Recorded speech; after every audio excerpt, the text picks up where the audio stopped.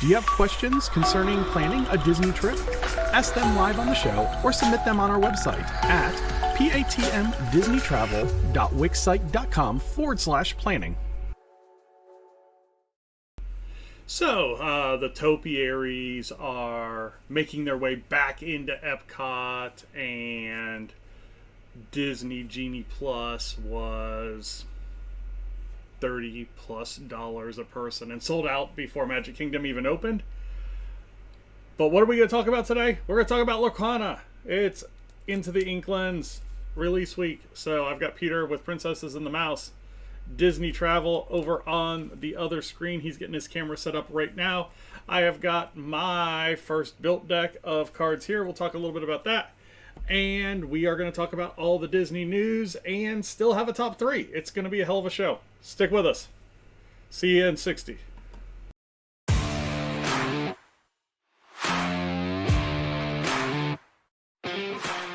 Hi, I'm Matt. Welcome to Disney Planning Insights. Through creative content and live shows, we explain the hidden details of the Disney experience so that our clients can execute memorable adventures. Together with Princesses and the Mouse Disney Travel, we have helped hundreds of clients plan, book, and prepare for magical Disney vacations. Let our experience help you avoid common planning mistakes and maximize the enjoyment on your next Disney trip.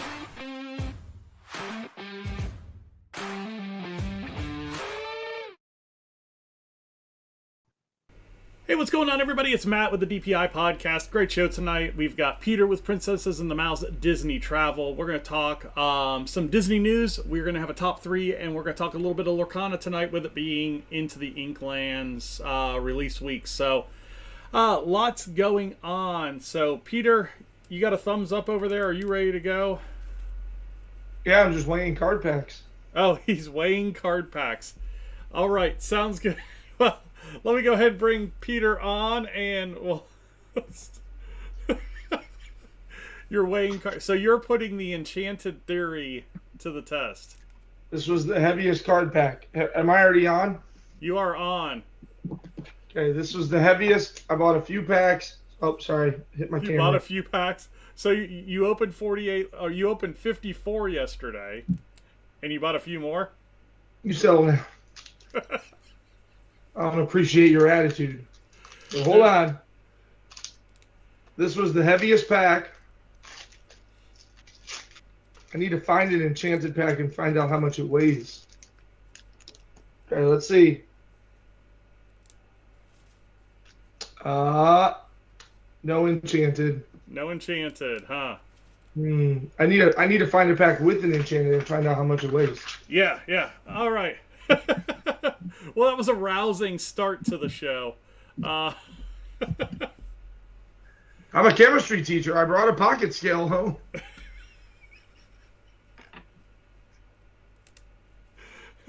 Way to use your resources. Steal all the enchanteds from the little kids. Gotta pay for it somehow. Right. All right. Well, not a ton of news. Let's go ahead. Let's get the 15-minute timer on. We'll get the news going, and we'll kind of go from there. And why should you care about the news? Because it is coming up on Flower and Garden Festival at Epcot. We are getting the topiaries installed all around the park. Pandas were just put in over at the China Pavilion. We've been basically getting daily updates on people posting pictures as they go up. So if you have been to Flower and Garden before, you understand that they do all these topiaries, character topiaries, scenes, that kind of stuff all around the park. Anna and Elsa, Snow White, a couple of the dwarves, Lion King, Figment. Yeah, lots of them all around the park. Really cool installations, good picture spots. But when they start coming out, that means that Flower and Garden is right around the corner. So Peter, talk a little bit about what Flower and Garden is, and kind of what are the highlights of the Flower and Garden Festival? Well, you already touched on one of them. So Flower and Garden is one of the many festivals that happen at Epcot, which is what makes Epcot, I think, in mine and Matt's opinion, the best overall park for everything that you kind of get from it over at Disney World. I'm gonna set these over here. Well, but yeah, the Flower and Garden Festival, very similarly to many of the other festivals, has unique food booths, and the unique food booths for this focus primarily on fresh ingredients, local sourcing, different things like that. Beyond the topiaries, in other news about Flower and Garden, they also just released their menus the other day. So Yes. all of the food booths menus are up. Glancing through those, there are some things that I'm very, very excited for. I will actually be there. So one of the stands does rotating menus. So it actually has 3 different menus throughout the Flower and Garden Festival. And I will be there. My first day there for spring break will be the last day of one menu, and then the rest of my spring break will be a new menu. So I'm very excited. Already put it on my docket for that first day to make sure to get my butt over there and try the stand before it changes its menu. Lots, as I was glancing through, lots of new things. Matt and I kind of made the comment that this last Flower and Garden, the food menus felt pretty much the same as they were before. Yeah. There was not, but there are tons of new items on the menu, as well as keeping some of those crowd favorites around. So Matt talked about one of the big draws is obviously those topiaries to go around, and your little festival guidebook will have a list of all the topiaries. And so many people kind of scavenger hunt it, take a picture with every topiary type of a deal. Very, very fun and very festive. Really livens up the park with a whole bunch of, really the Knights Who Say Knee would just be stoked with Flower and Garden Festival. I mean, Lots there of are just shrubberies all over the place. So continue our conversation from the other night. Yes, there are also there's also a live concert series, which is a lot of fun as well. Takes place up in that America Pavilion. So lots of things to do. There are a couple of scavenger hunts for the kids. There will be one around Easter where you're looking for characters on Easter eggs. And then there is typically, with Flower and Garden Festival, you are looking for Spike the Bee as he goes from flower to flower to flower in different places. And those flowers are typically associated with those cultures, either their customs or their cuisines or whatever else. So fantastic festival. Great to see the topiaries going up, and really exciting with all of the new things on the food menu that's also available that you can go and find online. Or Matt will put a link in the subject line of this video. I can do that. So something else that kind of struck us when we looked at what was going on for Flower and Garden this year is it's quite a bit shorter, like 3 weeks shorter than normal. It is. Normally there's only about a 2-week adjustment period between Flower and Garden and Food and Wine. And it's about a month earlier that Flower and Garden is ending this year. So we don't know if they're going to extend Food and Wine up another month, or if they're just going to go. There's been some talk about bringing back the Festival of the Americas, which would be because it's around July 4th, that kind of thing. So we'll see what Epcot does with that dead space there, basically from the first week in June till the second week in July, that they've got kind of open right now. So interesting to see. Moving on, let's talk a little bit about the demise of Shop Disney.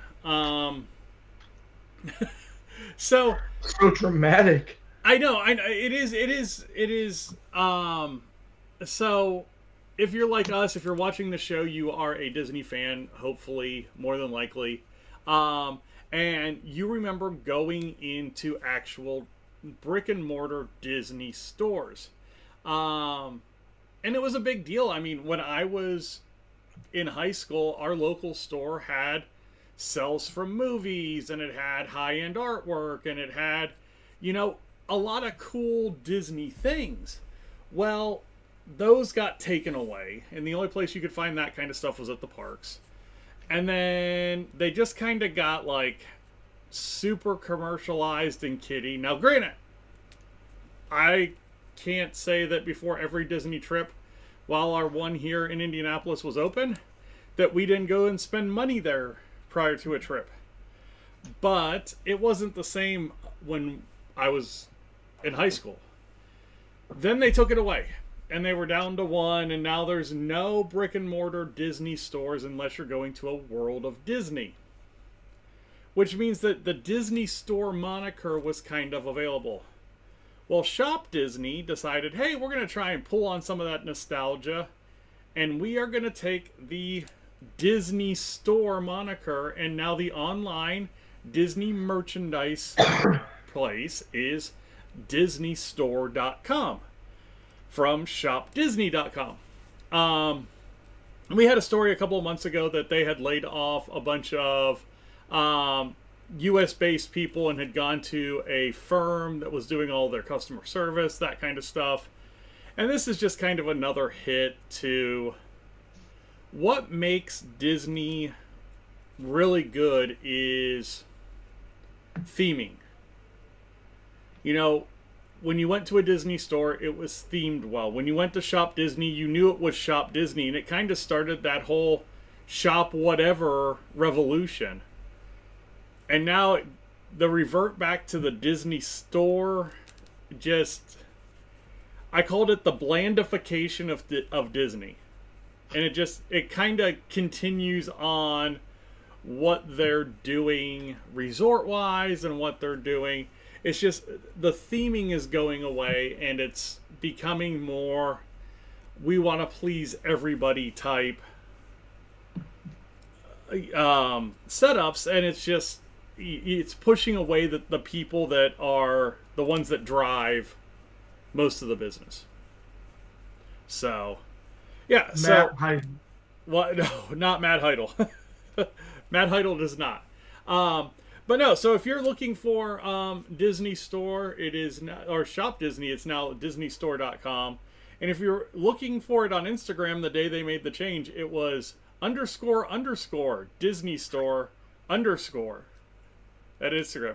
They have since secured the Disney Store on Instagram handle. So, any thoughts? I have nothing to add. That was just a rant session by Matt. He does that from time to time for those of you that watch the show. We've got news that Tiana's Bayou Adventure will be opening this summer, and shortly after we got off the air, they were testing logs. And they have continued to test logs at Disney World on Tiana's Bayou Adventure, which to me points at an early summer. I don't know if it's going to be late spring. Yeah, but the fact that they're already testing logs, oh my gosh, if all the tests go well, you're talking cast member previews, late March, DVC/pass holder previews, first week of April. Open to the public 1st of May. It's the same ride, so as long as the timing I don't care. I want to see it without having to pay for another trip. But what I'm saying is, as long as the timing's good, it should be fine. I mean, yeah. You're looping most of your stuff, and everything else should be motion censored to the boat. The big thing will be when the scaffolding comes down, because there is still scaffolding up all around the ride. So, but yeah, we have water, we have boats. They're running boats down the drop. So, yeah. So pull that scaffolding down and pass holder preview. First week of April. Let's go. All right. This morning, Disney continued its long tradition of internet failures as they released the tickets for Star Wars Night at the Disneyland After Dark series. And they debuted the Notify Me When the Queue Is to My Name feature. And it was still a long wait. And dates sold out almost immediately. Let's see, who had that today? Brooke had that today. I know, what was it? May the 2nd and May the 9th were the first two to sell out. I'm going to see if there's any others that sold out since then. Disneyland's underwater too, so they're getting pummeled again with rain. It was only a matter of time. It's on a fault plate. Oh, you don't mean that way. Yeah. Disney strikes deal. We'll hit that too. I don't see any other dates that have sold out. And this was only for like the Magic key holders as well. It wasn't even for like general public sales. So 2 dates sold out today. Also closing is the Disney Movie Club. That came out late today, that they were closing their doors after 23 years. So Disney Movie Club has been around since 2001. And basically it was a place that... I was trying to explain it to Shannon. It was a digital place where you could earn points when you bought movies. So you'd put the code in from the movie into the Disney Movie Club, and you earn so many points, and then with those points you could enter contests, you could buy things, you could do all things like discounted theater tickets and that kind of stuff. So with the fall of hard copy media, Disney Movie Club is gone, and also with the fall of hard copy media, Disney has released the rights. So it's, and I want to get the wording right on this. It is a manufacturing, distributing, and marketing deal with Sony Pictures to do DVDs and Blu-ray discs of Disney movies. So Sony will have the rights to make the hard copies of Disney movies now. But there is no changes to digital media. So yeah, lots going on the media side today. Anything that you're seeing? Not that I already talked about. Excuse me. Man, not that I didn't already throw into the one other thing that I wanted to talk about with Flower and Garden Festival. And Tiana's Bayou Adventure is obviously a huge point of excitement of when, and expecting press releases any minute for, hey, here's the plan, because clearly you see that we're close. A site got me earlier because they had a construction of a new ride beginning behind Space Mountain, and I clicked on it and I was like, oh, it's just Tron. And then I was like, wait, no, that's not where Tron is. What is this? And then I realized it was just the new Space Mountain building behind Disneyland. I'm like, you son of a... You got me to click. Well, with that being said, how long until you think we get what they're doing in Tokyo to one of the parks over here? Yeah, you and I have been talking about that for weeks, though. Like, this goes back to the whole Universal conversation. Like, what are we doing, and when is it coming? I don't know. What do you think? I feel like we're gonna get like a teaser, like June. We're gonna get a teaser, like some cryptic tweet or something stupid like that in June, and then there's going to be some huge announcement for D23. I still think if it's not a fifth gate, it's a huge expansion to some park. I forget where, but I was seeing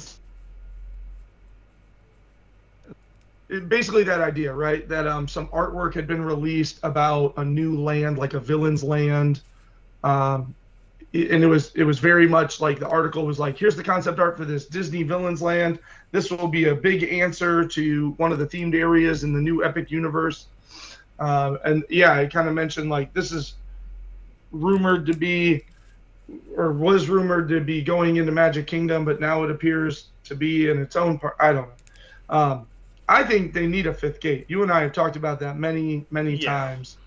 Disney World, you can expand the parks all you want, but that doesn't really increase capacity over what they have right now, unless it's some huge, massive expansion. Like if they took Magic Kingdom and expanded all the way from, like if they redesigned Haunted Mansion's queue and Big Thunder Mountain and took a path all the way around that lake and created hub like 3 new lands, then I might say, well, that was pretty big, because it allows Magic Kingdom to hold much more than it already holds, because Magic Kingdom they all get overcrowded. Like they do. I mean, if you put more people in there, what does it do between Peter Pan and It's a Small World? Well, why don't we just demolish Small World? I don't think that's going to go over well, Peter. You know, I'm just thinking outside the box, Matt. All right. We promise we'll make a new one in one of those lands. Ah, we ran out of space. It's a shame. You could redesign, but on a serious talk about that, you could redesign Small World's queue and easily get 10 more feet onto that pathway if you just redesign the queue and do some loop back over in that stroller parking area by the Rapunzel bathroom. Yeah. Like you could, because there's like 5 queue backs, and you could rip out that whole front area, and that would be cooler because then you can make it sort of like an observation area, and you can make it more open air the way that California is. Yeah. Yeah, I mean, again, if they were to do something to a park, it would have to be pretty major. And I think you'd see blow up Memento Mori and put Memento Mori to the other side of Haunted Mansion so that whole walkway is just open. But yeah, there's definitely choke points. Yeah, and they don't get any better if you add more people. So, which is why I think the better idea is just basically make a brand new Magic Kingdom, make a brand new hub, and then around that hub, give us 5 lands to go out to. Very Epic Universe-y. Yeah, well, and that's the thing, you know. We had a couple of people comment on our ideas for a 5th gate top 3 we did about a month ago, and one of them brought up the Tokyo Sea Disney idea again, but they said, why don't you use the Society of Explorers and Adventurers as kind of your theming there. And then another one brought up, and I think we had talked about it as well, there is no Avengers Campus at World. How do you make Avengers Campus a Universal style park with thrill rides? And even if they do what has been done over at Disney at Disneyland. I mean, you put Web Slingers in. Web Slingers is a solid ride, and then but you're going to find that out like in a week. Yeah, and whatever. Well, I already know what it is because they had that one in Paris. So. Oh well, la di da. But no, whatever they do with that new Thanos ride, I mean, because that's coming to Disneyland at some point. So, yeah, there's a lot of ideas out there. We can only hope that we're going to get something big, at least on the announcement side. That's something concrete. We'd love to see a shovel in the dirt. I mean, that would be huge. Blue Sky is great, but it only gets so far. So.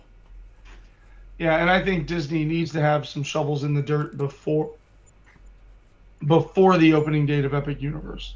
Yes. Yeah.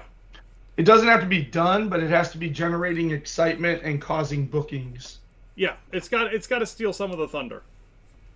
Yeah. So, because otherwise you're basically giving away however long of just business. I was sitting there thinking about, we don't have fall break plans yet, and I just booked a cruise for my 40th birthday, and then I was like, what am I doing fall break? And boy, an ad popped up for Universal Studios about buy 2 days, get 2 free. And I thought, maybe it is time that we take a trip down to Orlando and stop about 5 miles short. All right. Well, that's the news. We went a little long on the news, but it's top 3 time. I've got the bag of chips right here. And here comes the intro music. Business trip. Did the people move around? It does tingle a little bit.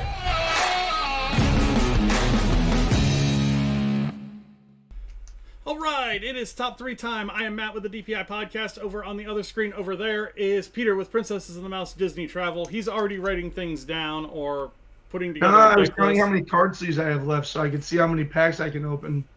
Well, I have some of your card sleeves right here too. Well, I have to wait till Thursday when another 1,000 card sleeves get here.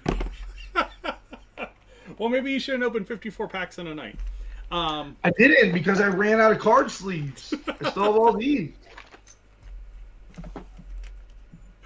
All right. If you've been here before, thanks for coming back. You know what this is about. If you haven't been here before, top 3, we are going to pull a random chip out. It corresponds with a category on a spreadsheet. And that's what we're going to do our top 3 over. We get 20 seconds to about figure it out. So, are you ready? You're frozen, so it's awesome. Okay. 11. 11 is our chip number tonight. And number 11 is going to be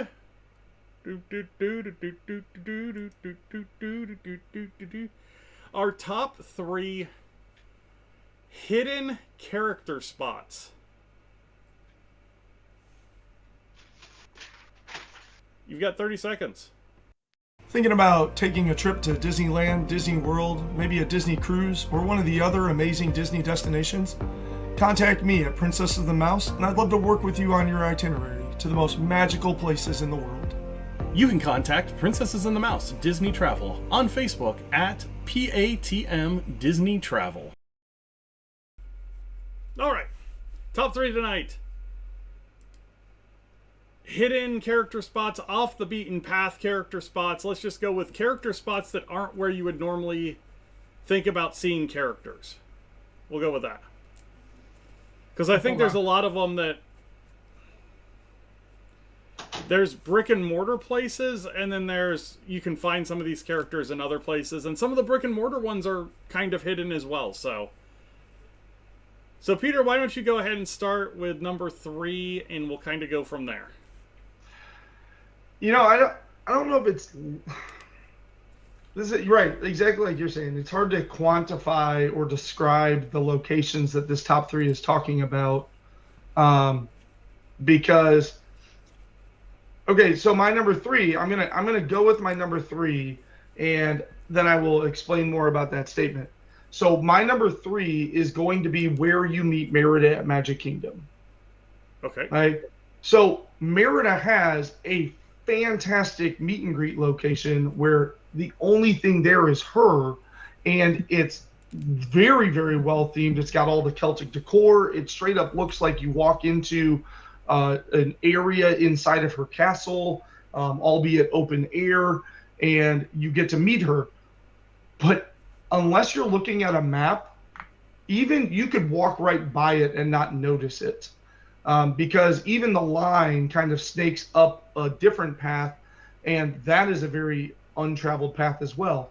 Because where this meet and greet is right on the other side of the bridge when you leave the main castle hub and head towards the spinning teacups, and nobody really like hardly anybody goes down that path except for right away in the morning at rope drop as you're rushing to Seven Dwarves, because that's the direction the Seven Dwarves line heads.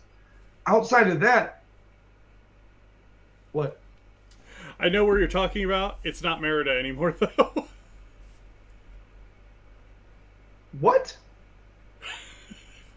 They refurbed that to Mirabelle.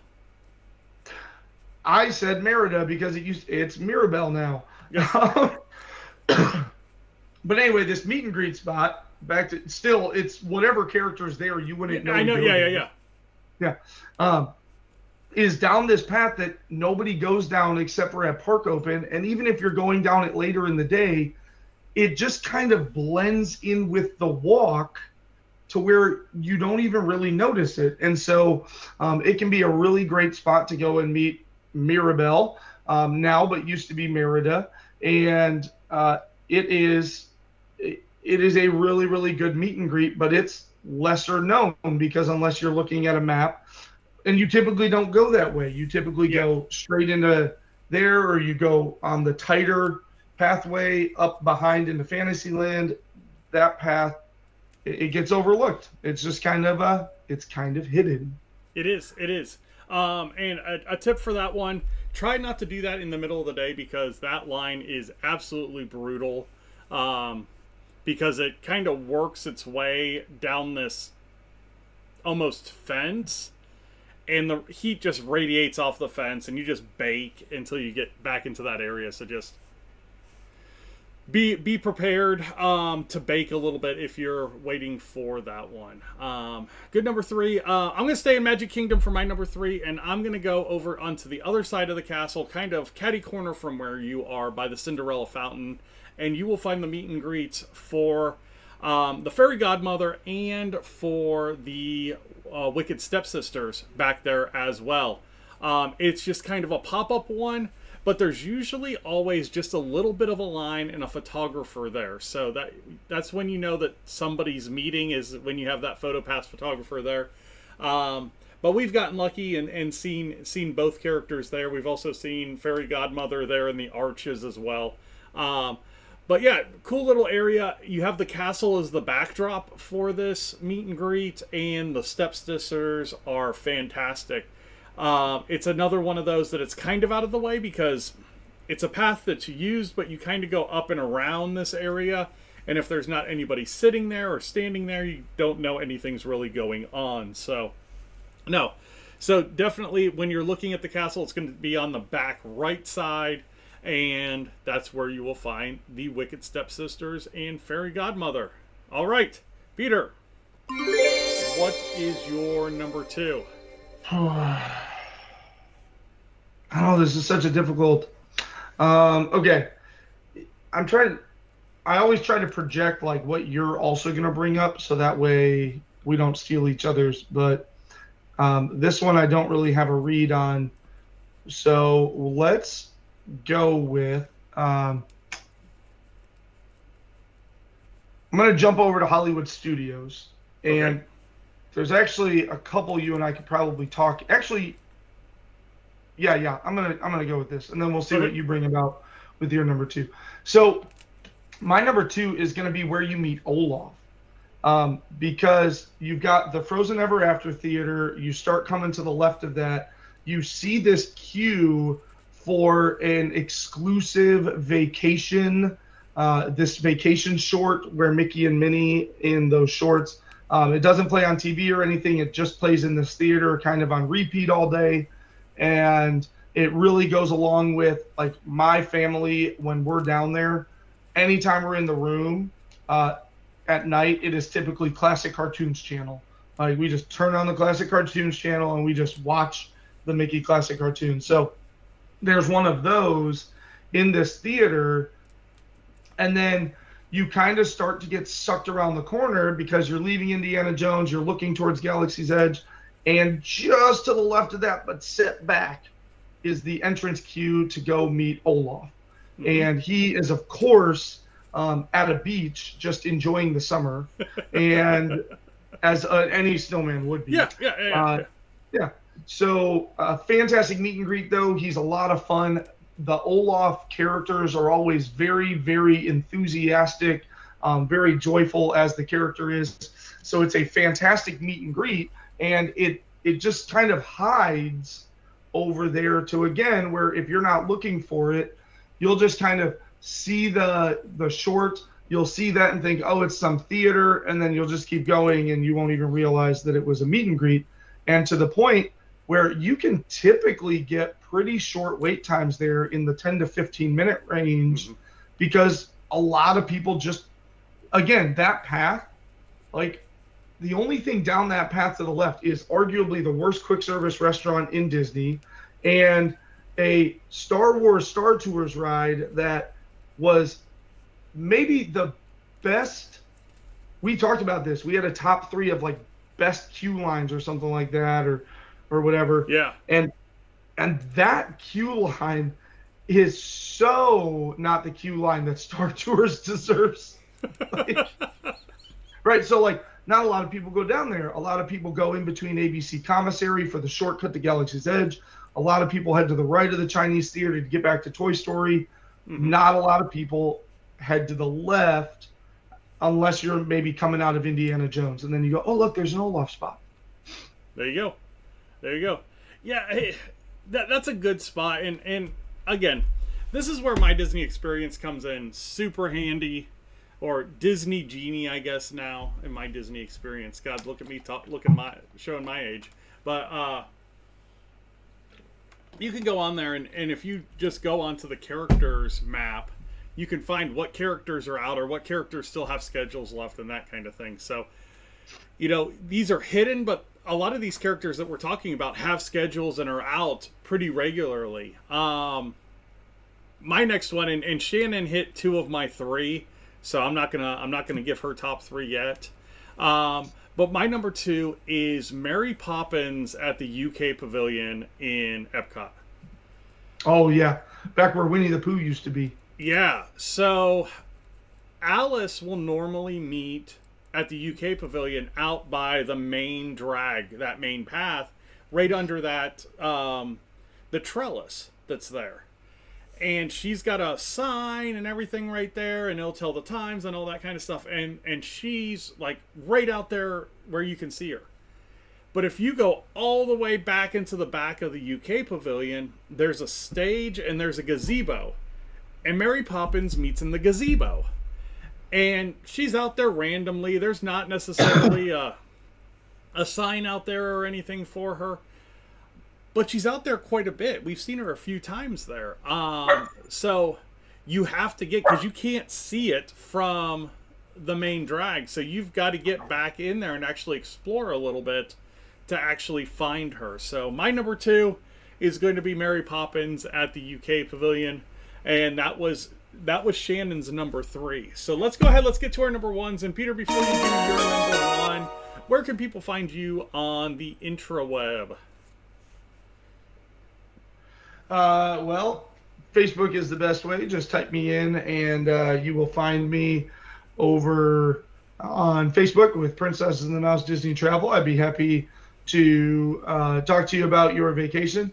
It's funny because I've been talking about how I don't have a lot going on, and then all of a sudden in the last week or so, I've booked 3 cruises, a couple trips to Disney World, and I'm working with another client on potentially another one. So, but it's crazy because I'm sitting here rolling through the month of February, and normally February is crazy busy for me because it's the 60-day out mark for all of my clients' spring break trips. So much so that I don't have a lot of clients right now that I missed my own 60-day out window.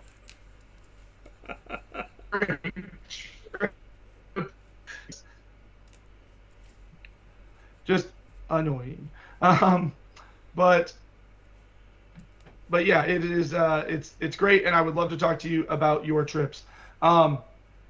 Okay, my number 1, just to try and get some more parks a little bit of love, because now we have talked about Epcot, we've talked about Hollywood Studios, we've talked about Magic Kingdom. Let's talk about Animal Kingdom.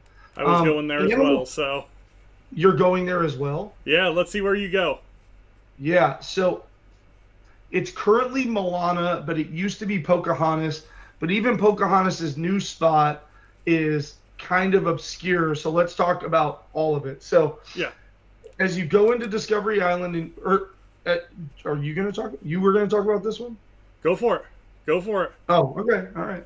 All right. I'll try to be long-winded. That way you have time to come up with a different one. And if not, I can give you some of my bonus ones because I had others. So as you go into Discovery Island and you go to the right, you find arguably one of the best quick service restaurants. That and Satuli Canteen are the best two quick service restaurants at Animal Kingdom, in my opinion. Yes. The quick service restaurant I'm talking about is Flame Tree Barbecue. Across from that, there will a lot of times be there's a little stage, and there's a lot of times little shows and stuff like that going on. Across from Flame Tree Barbecue and to the left, there's an obscure little path that like disappears into greenery. Yeah, it's next to the bathrooms, to the left of the bathrooms. Yeah, right. And if you go down that path, that is where Pocahontas and sometimes Miko used to be, and it's currently Mulan. And this place never has a line. It is at most like 3 people waiting in front of you, because why would you go there? And even if you were taking Matt's tip about character meet and greet locations, you can see the little Mickey head, but it's just green all around it. You're like, I'm here. I don't know what to do.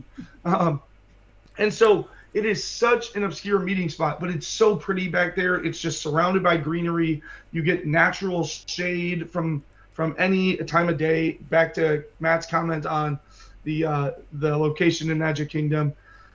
So it is a fantastic meet and greet. Pocahontas is now, if you're like, but I want to meet Pocahontas. As you're coming up to the bridge for Discovery Island, she's like tucked back in the little cave areas now. Yeah.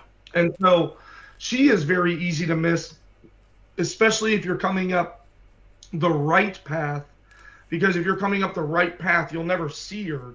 If you're coming up the left path, you might catch her behind you to the right after you walk past the little cave opening. So Pocahontas can still be a little tricky to find at Animal Kingdom. But in terms of obscure meeting places, I think that one takes the cake in my book. Yeah. The previous Pocahontas, current Moana, but even the current Pocahontas is all kind of tough to find. Yeah. No, that is 100% where I was going with my number one as well, because it is so unassuming, because it looks like it's just like a cast member only, going back to like a supply house for bathrooms. And no, it's a meet and greet. There's a meet and greet down there, and it's a good walk down in there too. I mean, it's not like a short path or anything. I mean, it's a good little walk into there. Yeah, you got to earn it. All right. Before I get into my number one, if you've got a better top 3 for obscure, hidden, maybe not run-of-the-mill meet and greets, put them down in the comments. Let us know in the chat. And if you have a top 3 idea, go over to the website. It's down below us, or coming down below us right now, patmdisneytravel.wixsite.com/planning, and let us know in that comment box. Jabo, because I don't know any obscure character meeting spots. All right, so I am going to go with one that we talk about a lot, and it's a restaurant that the last time we talked about it, Peter told it to just pick a lane and stay in it. But I'm going to go with the Beast Meet and Greet at Be Our Guest. You're looking at me like... No, I'm reading information. Be prepared for our next segment. Okay. I'm predicting your questions that are coming in our next segment. All right. So, Beast Meet and Greet. So, it's not necessarily broadcast out that the Beast meets, but he entertains all the guests that are willing to take his entertainment as you leave your dinner at Be Our Guest. For most people, he runs through and waves at everybody, and that's all they think about it. But if you go through the library on your way out, he does meet guests there. So it is a brick and mortar meet and greet, but it's not one that is very super well known. So it's one that we talk about a lot. So if you are a friend of the show, you probably know about it. But yeah, if you aren't, if you are looking for a place to get a picture with your little girl in her bell dress with the Beast, there you go. That's where you can do it. So I've got that picture. We do too. We do too. Yep. But no, great top three. Another good week. We'll get this up on the. Wait, I have a bonus one. Okay, bonus one. Ding, ding, ding, ding, ding, ding. Go. So, and this one is crazy because nobody goes to it. You can literally meet like 4 characters in 20 minutes. Big Top Circus. Because, well, that's another good one. No, I was going to say the Pixar area where Edna Mode is. Yes. Because you'll always get Sully and Mr. and Mrs. Incredible and Frozone, and all of them are there because you have to go where the old entrance to where Toy Story Mania was, because now it's just a character courtyard, but nobody walks in there because you go to the bathrooms or you go to Joffrey's or you turn right to go to Toy Story. Yep. You go, just keep going straight down goes that. In there. Yeah. Yeah. It is crazy. And Edna Mode is such a neat meet and greet. It's so fun. That character playing her, like that individual who plays Edna Mode is like all of 4'6". Super short person. So, yeah, I was in between doing those for my number one. So when I said Pocahontas and you looked upset, I was like, oh, I can go to a different one all day. Yeah, I mean, we could have gone there. We could have gone Big Top Circus. We could have gone to the meet and greets that they have in Walt Disney Presents. Well, we could even, and Star Wars Launch Bay. I mean, there's a lot of meet and greets that are just kind of out of the way. We could also do a bonus on parties. That's why you go to parties. That is why you go to parties, if you want some of those unique character meet and greets. But you need to plan to spend some time in lines for those. Unless you are getting there because everybody early. else knows that's why you go to parties. Yeah. So great top three. We are going to jump into some Lorcana talk tonight. So, Peter, you ready for this? Yeah, that's why I said I pulled up some information. All right.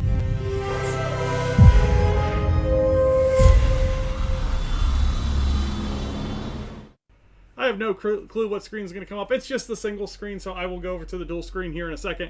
But welcome to the DPI Learning Lorcana segment. We are talking about the release of Into the Inklands that is happening here, coming this Friday, the 23rd.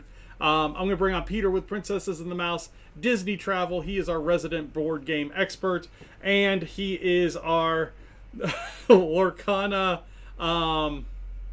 provocateur. I think you're the one that kind of started all this, so.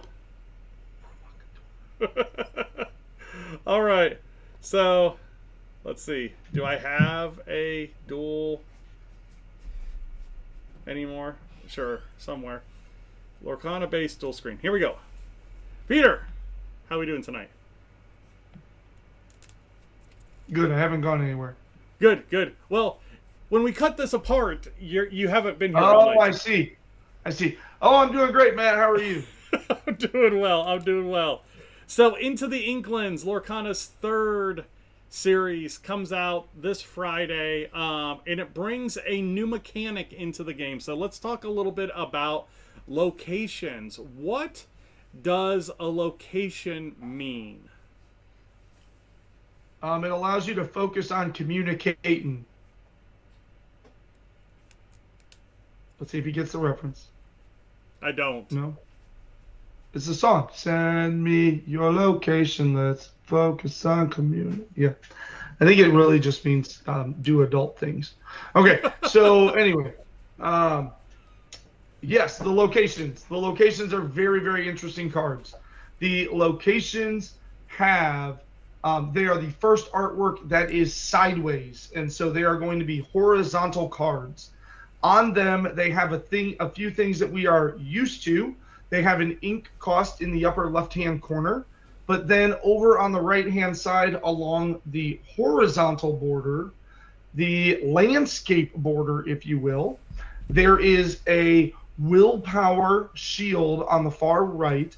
And then on the left, there is a brand new icon that has not been seen before, and that is number of characters able to be located here.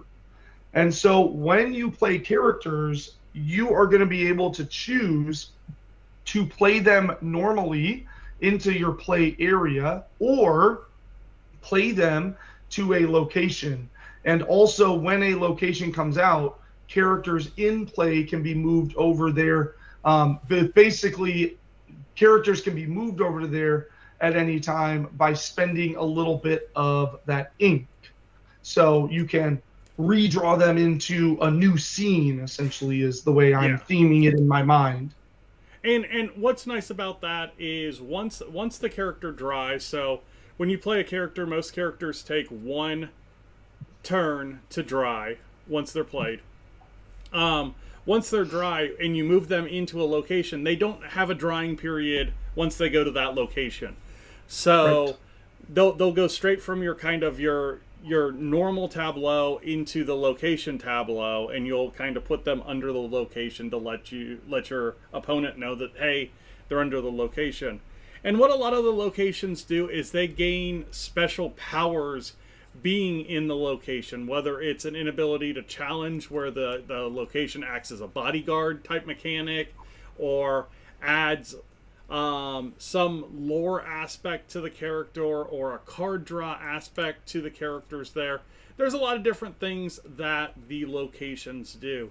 One thing I noticed, so I've been playing in the lab version of Pixelborn here the last couple of days, and learning some of the locations and how they work. So every location that you have in play, if it has a lore symbol on that card, it will actually give you lore as soon as your turn starts. So, like, I was playing the Bayou, which is a steel location that had a 1 lore reward every turn that it jumped over. So, really neat aspect to bring into this game. So Peter, you've been kind of working through cards and starting to think about decks and stuff. And in our group chat, you brought up the puppy deck.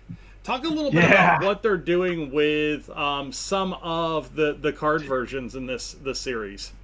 Okay, so Matt mentioned that he has made his first deck and he is just working on fine-tuning it. So I'm sure we will get to that conversation here very shortly. I have a deck that, if you were watching our news, you will notice that I was a bit distracted because I was sorting cards because I was figuring out how many copies of the cards that I want in my deck. So, excuse me. So another deck idea that I just think it's going to be fun. I will obviously, granted, I do have between the starter decks and the starter decks each come with a booster pack, and the booster boxes I have pre-ordered. I do have 50 booster packs already coming for Into the Inklands. So I was supporting my local small business, Matt. So with you and your giggling, because I had already pre-ordered one, and I may or may not have pre-ordered one from my local game store so that on Friday I can go pick it up. So that way I don't have to wait for the internet game store that I support quite often to ship my stuff to me. So anyway, so there's a good chance that I should get a fair deal of them. So in the Amber set, there are a bunch of. So first of all, there's Pongo and they're not in the Amber set. My fault. Yeah, they are. So in the Amber set, there are. Oh yeah, they are. Yeah. Yeah, Pongo So and Perdita. Pongo and Perdita are there, but then there's also Lucky, Rolly, Patch, and one or two more of the named dogs of the 13 that Pongo and Perdita have. But then there's this unique card. This card is so incredibly unique. It is just called Dalmatian Puppy, and it is card number 4, and it has 5 alternative artworks for A, B, C, D, and E. So they're all card 4, but they're for A, B, C, D, and E. And their unique power is that you can have up to 99 of them in your deck. Whereas any other card out there can only have 4 of it in the deck. And so this Dalmatian Puppy is only a 2 cost. It's inkable. It does 2 attack, and it has 3 willpower, and it does a lore. And so I am just imagining a deck where I have about 4 instances of Patch and Pongo and Perdita and Rolly. I have the 99 Puppies action. I have Lucky. And then I just have like 40 Dalmatian puppies.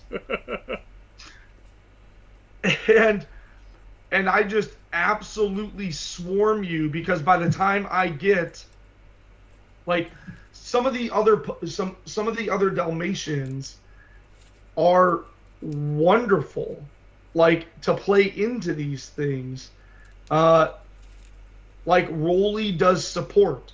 So whenever he quests, you can add his attack to something else. So if I have Rolly and like 4 Dalmatian puppies out, I could quest Rolly and then attack with a puppy at a strength of 5 and take out 50 to 60% of the Lorcana characters by just sacrificing a little 2-power puppy. Yeah. And then if I've got a crap load of these in my deck, and I put a couple of draw,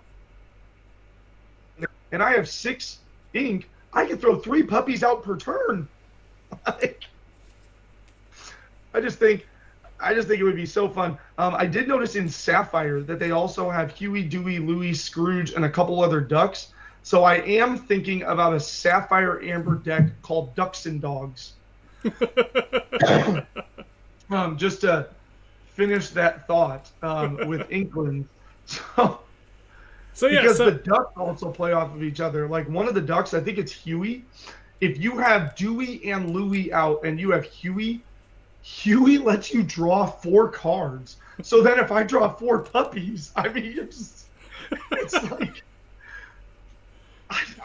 it just sounds like what a wild concept and an adventure. It's going to be great to see how these new cards play in. It's going to be very interesting to see tournaments where locations are crucial to victory, and it's going to be very interesting to see tournaments where people just keep playing like the Ruby Emerald aggro deck, or like the deck that I want to build. I think my play style is best in aggro, where I just try to get out to a run and good luck catching me, and then as you start to get things going, I will just completely foil your plans by killing your stuff while still continuing to put out my stuff. Yeah. Yeah, and I think it's been interesting. You know, like I said, I've been playing on the last season for Pixelborn finished over the weekend, so they've just been running labs so that they can kind of work out all the bugs with locations and that kind of stuff. So they have all the new card artwork and everything up there, and just I've been playing a Steel and Emerald discard deck for a couple weeks now. So pretty good results. I'm about 60% win percentage with it, which for me is against me with it though. Yeah, because I didn't have all the cards for it yesterday. Yeah, and then I traded you a bunch of them, so now yes, I'm much closer now. You're just missing Sad Beast. Sad Beast. A couple of Sad Beasts, and I'll be set. That's why I keep buying pack 2s. I keep buying Inkland pack.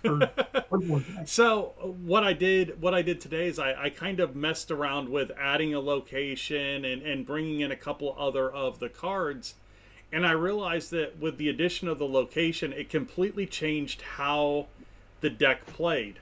So it went from a discard deck to more of a it's almost like a bounce deck, but not quite. It's a control deck more than anything, because you're constantly changing cards to get to a certain hand build. So you've got Sad Beast comes back, a whole new world comes back, but you're really playing to the Bayou, which is a location that lets you, every time you have a character that's in that location quests, it acts as like the original Simba, where you get to draw a card and discard a card. Well, you've got a couple of characters within there that one of them is the Sheriff of Nottingham. And his power is when you discard a card, you get to add a damage to another player. And then you team that with a Beast Relentless, that every time that an opposing character has damage, you can ready him. It creates this cycle of you have the discard when the beast quests, because you get the card, you discard. Sheriff of Nottingham puts damage on a character, beast readies, quests again, draw a card, discard a card, put another damage on somebody else, beast readies again, and it's a continuous cycle until you run out of either characters are on your side, or your opponent gets to 20. And I had a guy run that on me today, and I was like, I had no clue what was going on until he got to 20, and I was like, holy hell, I can't stop it. Because if I've got a bunch of characters out, your aggro would be a great one to play it against, because you're going to have a bunch of willpower sitting on the board that sheriff can keep just adding one damage, and readying that beast again, and you never get a chance to stop it. I ended up with 22 cards in my hand and lost 20-2. What type of card is Sheriff of Nottingham? It's a steel. What ink? Steel. And it's in Inklands? It's in England's, yeah. I just want to read about it. Because I did, on the advice of a good friend of mine, download the Lorcana app, which is maybe the greatest thing since sliced bread.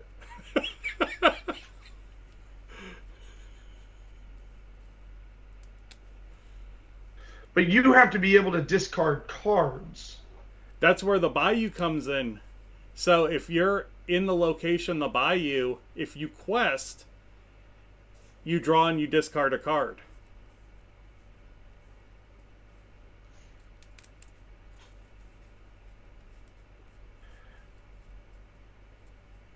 Hold on, I'm going to read this because the way I just very quickly read this. Oh, no, yep, that's...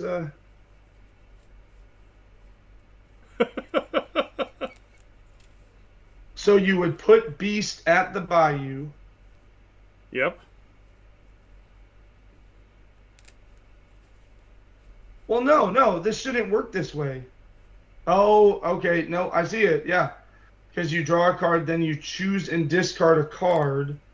And then Sheriff of Nottingham says whenever you discard a card, you may deal 1 damage to chosen opposing character. Which readies Beast Relentless again. Yeah, Beast Relentless is a Emerald Floodborn. Yes. And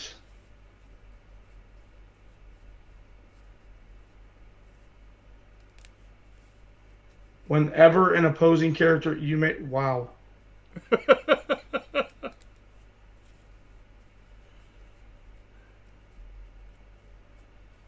Yeah, so if your opponent has characters equaling like 10 to 12 willpower, you can just... Okay, so that's broken. They're going to have to fix that. Yeah, you go straight to 20 on that. I mean, it is... it's That's absolutely broken. unstoppable once it Now, starts. granted, I will say this about that mechanic though. That little aggro deck, like this would take multiple turns to play out, right? Correct. Like you have to get all three of those things, and so obviously you just recognize this. So if you're ever playing against an Emerald Steel deck and somebody gets the Bayou out, you will go guns blazing to destroy Bayou. Yeah, because it's a low If you cost then land. see the Prince come out or the Sheriff of Nottingham come out, it's guns blazing to destroy that, because these are all relatively expensive cards as well, as what I was going to finish that thought with, because Sheriff of Nottingham is 4 uninkable. The Bayou's cheap, but it only has 3 willpower. So it's your fault if you get beat by this strategy once we know about it. Yeah. Because the Bayou is so easy to be destroyed. The Sheriff, like, sure, I could see somebody getting the Sheriff and Beast out, but those locations are attackable. Yeah. So if you let a Bayou sit out, you deserve to be run by the Sheriff and Beast. Now one thing is that a location doesn't need dry time. So that's right, but it would still be, first of all, it's 6 ink to play Beast Relentless. And so if you're at 6 ink, because there's no shift power on them or anything like that, yeah. So you have to have 6 ink. If you're at 6 ink and the game is still, you know what I'm saying? I just think that there are ways to beat this, to be like, it takes 3 turns to get all those things out. And again, locations don't dry, but you still have to pay to then move. So yeah, I suppose you could have Sheriff and Beast out, play the Bayou, move the Beast, and then start that mechanic. Yeah. It would have to be 6 and 7 is where that mechanic would have to come in if you're going to hide Right. it. It would have to be at least, if you ink every turn, it would have to be at least round 6.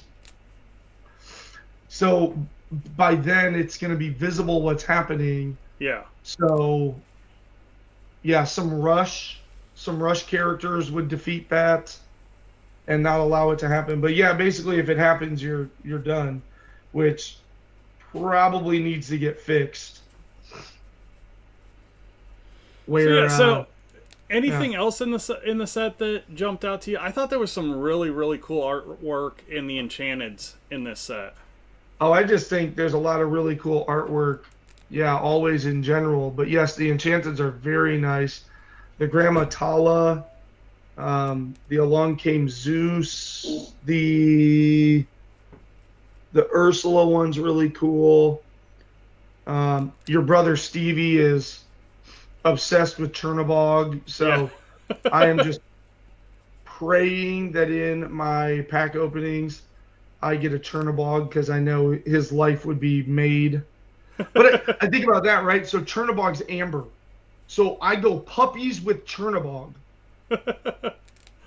Right? And I just start churning these puppies out, and you start sending them to my discard. And then here comes Chernobog for them all back. More. Yeah, so for those of you that don't know that, so Chernobog is 10 lore, or 10 ink, but for every character in your discard, that cost goes down by 1. So if you just throw, like I was saying, a bunch of puppies and let them get killed, Horace and Jasper did their thing, and let them go over to the discard, like, wow. Or you do a couple of those, like, Seeking Wisdom or Train Your Brain. Yeah, it's called Train Your Brain. Uh-huh. Like if you do like a Sapphire and Amber deck and you throw some Train Your Brains where you get to draw 2, pick 1, discard the other, you could just actively discard some characters. Yeah. And just go, all right, Chernobog's costing me 4, and he's a 9/9/3. Good luck. Another card that that piqued my interest. There's an Ursula. It's not the smaller one. It's the bigger one in Emerald. And what she does is you can sing a song with her. So she's a 3 cost. So you're only singing like Sudden Chill and Strength of the Raging Fire and that kind of stuff. But you sing it, and then she pulls it out of your discard pile. You get to sing it again for free, and then it goes to the bottom of your deck. So you basically keep 3 cost songs in play 3 times with her. And the other Ursula lets you pick a song out of your opponent's hand and discard it. Watch out, Stevie. You and your flute.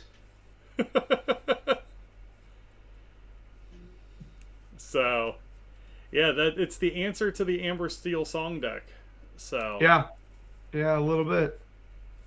And that's the thing, right? That's what's so cool about these cards. And the Magic the Gathering, and to a lesser degree, Pokemon are the same way.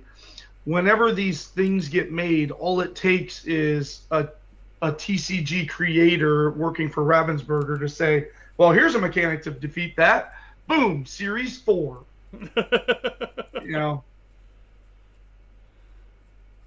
But again, these locations, yeah, that unwinnable situation that you came out with is for sure something. But again, if you're smart, you don't let that happen to you, because there are ways to force characters to become exerted. Because even if you like play Sheriff and say, I'm leaving him here, and then you play Beast and say, I'm leaving him here, just to get that mechanic, like there are ways to force characters to become exerted, to be attacking them. And you're relying on getting 6 ink down into your inkwell and getting those cards into your hand. Yeah. Which is where the no more than 4, 60 cards minimum, so that you can't just make a 20-card deck where you know I'm going to have this unwinnable combination happen here within the first 5 turns. Yeah, and that's where, that's Like where your- that Whole New World, that's where Sad Beast, those cards come in so critical in these decks, is being able to kind of get you down through your deck as fast as possible to get to those cards.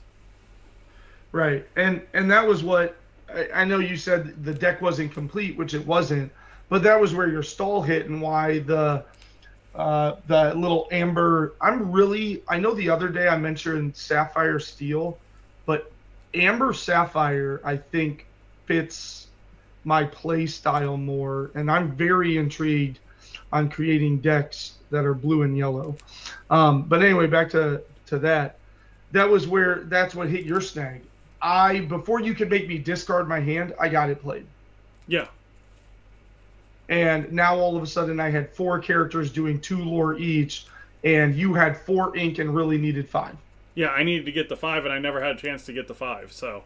Which is where my game stalled out on Stevie, because I made the mistake of what would have been my 5th ink. I said, I better put this character in play, and I should have inked it, because then it would have been a 4 lore swing if I would have done that right off the bat, and then that would have put him on the haunches a little bit more and let me keep running. So we obviously don't know what would have happened, but I literally drew 3 turns in a row 5 ink cards that were uninkable and didn't have that 5th ink. So I literally could have been like, draw, oh sweet, this makes you kill 2 people. Oh sweet, this makes you discard this. Yeah.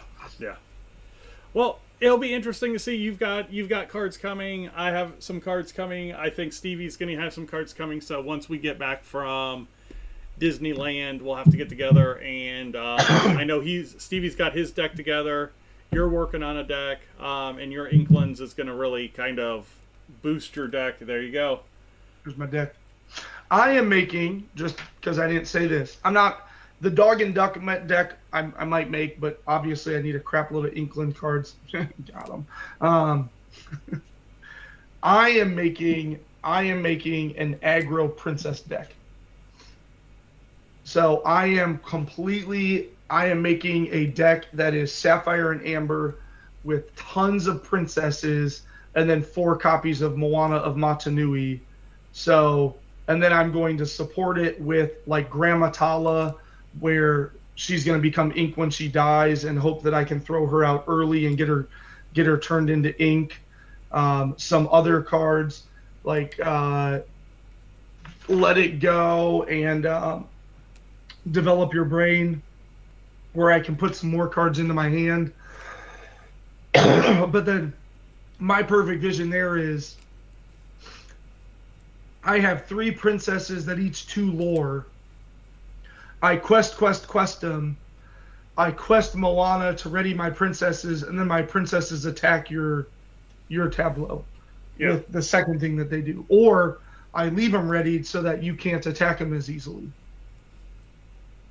No, it makes sense. And there's a location in that color that adds ward to everything, so that you can't like fire the cannon and other stuff at them. You must challenge them directly. I forget what it was, but there was something that added ward, if I can get that into play with the rest of those cards, to where you can't dragon fire them and you can't whatever else them. Yeah. Well, yeah, you just can't individually do it, but if you had like razor swords or something like that across the board damage, they would take. So. No, because it says you can't damage this character except in a challenge. No, where's it at? I read something that said makes this. Grab your swords is deal 2 damage to each opposing character. Ward doesn't protect against that. It protects against like focus damage at that. So like a fire cannon's a charge, a smash, that kind of thing. It protects against that damage, but not against across the board damage. Right, but then in this deck, I'm gonna have Jasmine, Air, the Agrabah, where when I play this character, it removes 2 damage from each of the character. Yeah. And she has Shift to be played on top of another Jasmine. So yeah, the deck that I'm looking at is gonna have Aurora, Jasmine, Cinderella, Rapunzel, Belle, Moana, Aurora. Oh, that's just a different version of Aurora, and Princess Minnie Mouse.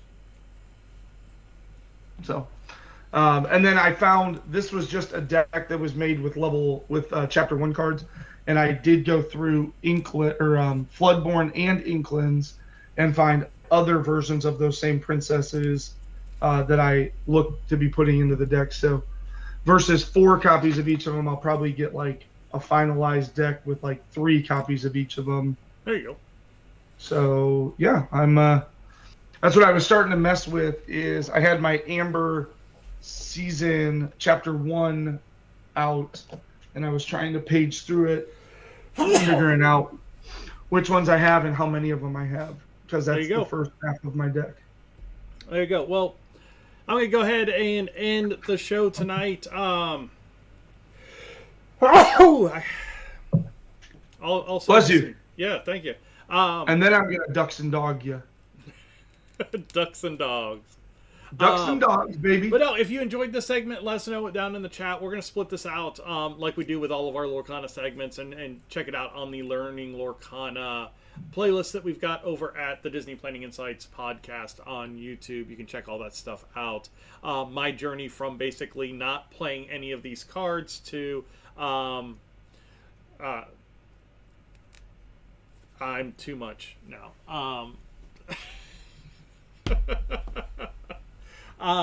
No, I have a lot of fun with it. So yeah, it's been a cool journey, and we'll continue to do these as new series come out and as we get together and play games and that kind of stuff. So definitely check them out. Check out some of the decks we're putting together, that kind of stuff. So thank you guys all for watching today. I am going to go ahead and get into our outro. Maybe.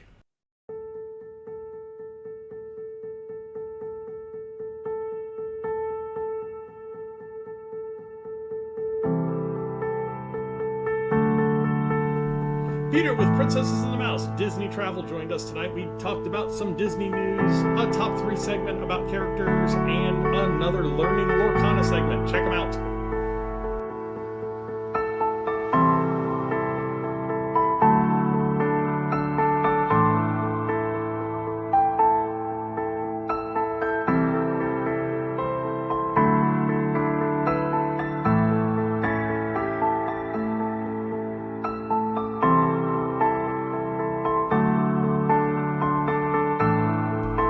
If you're looking for us on the web, you can find us in a bunch of different places. Over on Facebook, it's going to be the easiest at DPI Podcast. For the show page, at Princesses and the Mouse Disney Travel, at PATM Disney Travel for the travel website.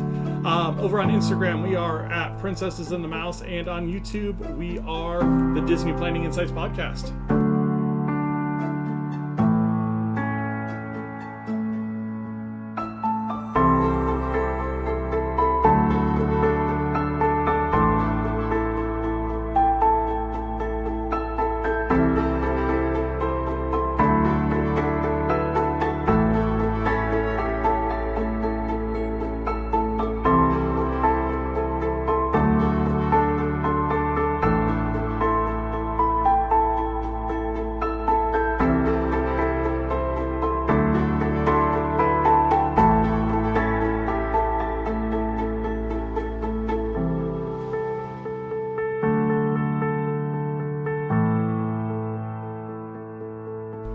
Thank you guys all for watching, listening, liking, sharing, subscribing, everything that you guys do to support the channel. You guys have a wonderful week, and we will talk to you next week.